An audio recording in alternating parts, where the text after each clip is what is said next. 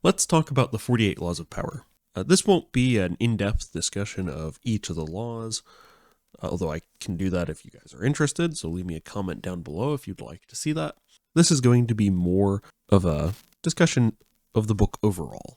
I've read this once before, so this is my second time reading it, and I still view it as more of an anthropological text than a how-to guide. There's nothing in here that will give you a step-by-step instruction of how to get through or a situation or come out on top of something, but it has historical examples for each of the laws that can show you how they're applied or how they're not applied depending on the particular law. A lot of them will have what the author Robert Greene calls observances of the law, essentially where this law was put into action, and also transgressions of the law, or where somebody failed to apply a particular law to a situation and lost because of it. Whether it was a loss of life or reputation or power, depends on the individual situation. And because a lot of these depend on the individual situation, that's why I don't view it as a how-to guide. It's not a step-by-step instruction manual, but it is a more descriptive text of how to essentially gain power in politics. And that can be that can be modern day politics. That can be an organization such as a corporation. So if you're at work, you'll see a lot of these in action. You'll potentially see a lot of these in action, depends on where you are, depends on what you want. In any organization, you'll see some level of politics. And so a lot of these will apply. Same for personal relationships. Some of these will also apply to that. But the choice to use them is yours, right? The book isn't telling you to use them.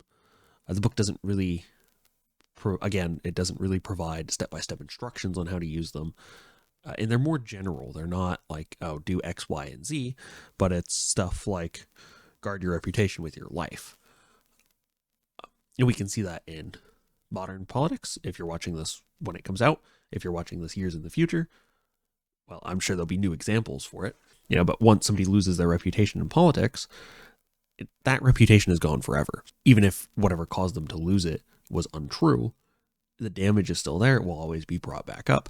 They can rebuild their reputation, but it's a new reputation. It's not a restored old reputation, because that new reputation will have to incorporate whatever damage was done to the previous one. Some of the laws will have reversals. The law number 5, which is so much depends on reputation, guard it with your life, doesn't. Some of them don't have reversals, like there's no way to do the inverse of this law and come out ahead. Some of them do. And the reversals are at the end of the chapter.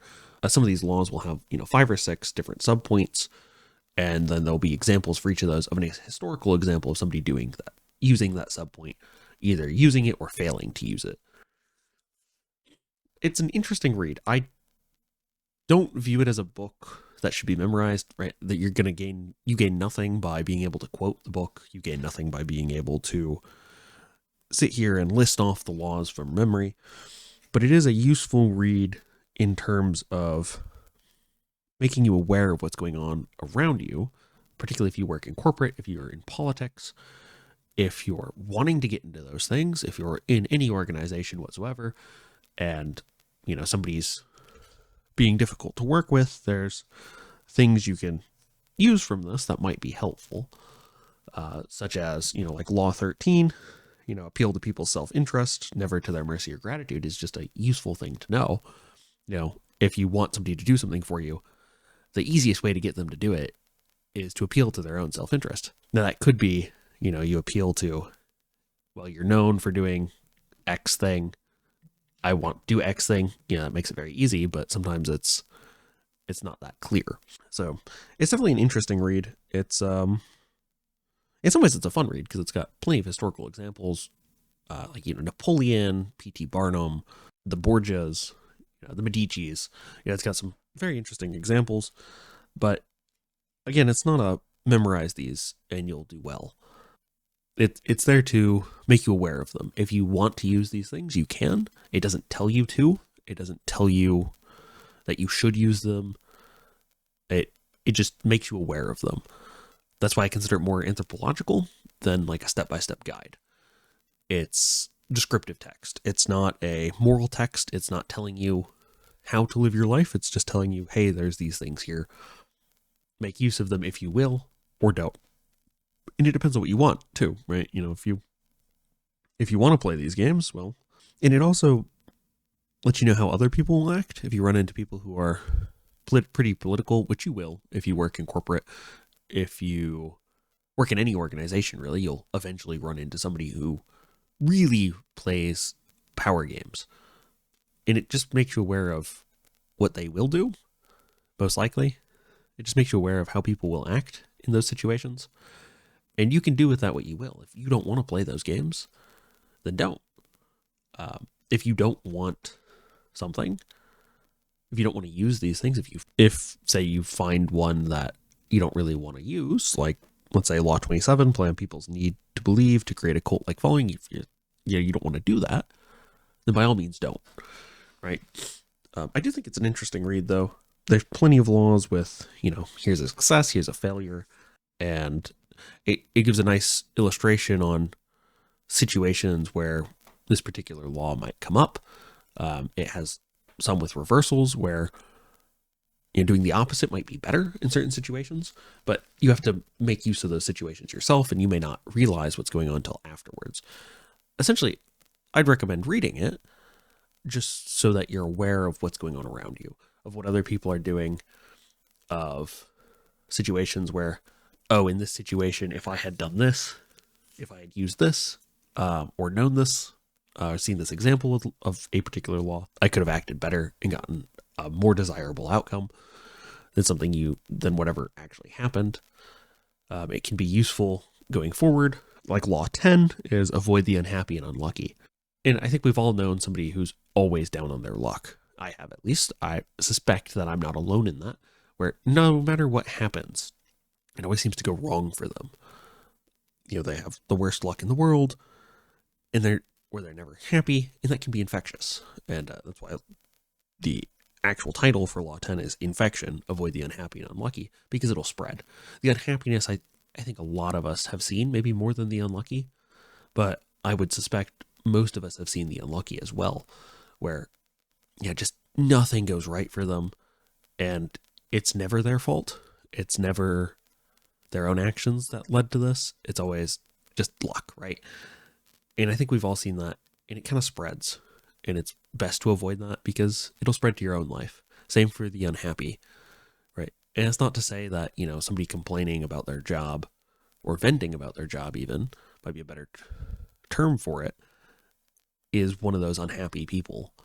Sometimes people just like to vent, and that can be a cultural thing too, even in the US. If you're from the Northeast, people vent a lot more, in my opinion, than they do from other parts. At least that's what I seem to have noticed is, that kind of New England area, there's a lot more complaining about stuff, and cultural unhappiness maybe might be the term for it, than in other parts of the US.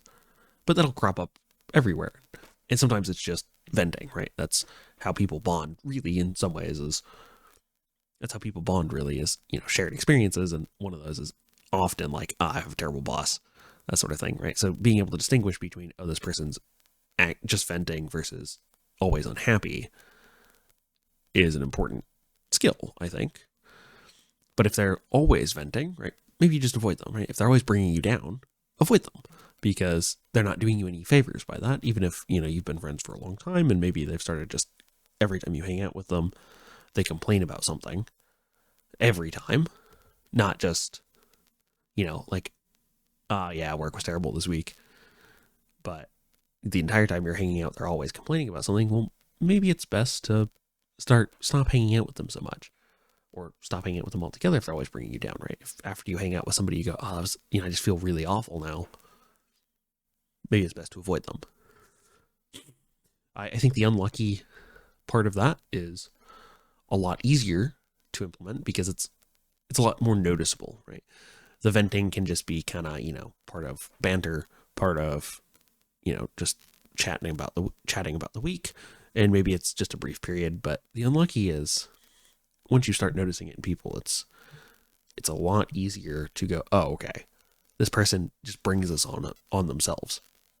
So it's a little more in depth on one of these than I'd intended to go, but I think it's illustrative of a lot of the benefit of the laws. Some might stick out more to you than others, depending on the situations you've lived in. I think Law 10, avoid the unhappy and unlucky, is probably very broadly applicable, but some of these might be more applicable to you than to me. And that's great, right?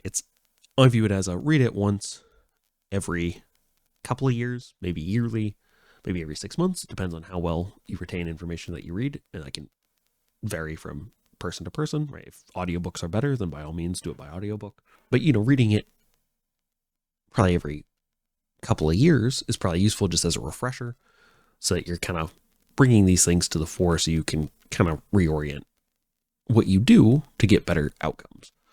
That's all I have for you this week. If you enjoyed this video, leave a like down below, and if you'd like to see more, subscribe, and you'll get a new video every week. And I will see you next week with another video.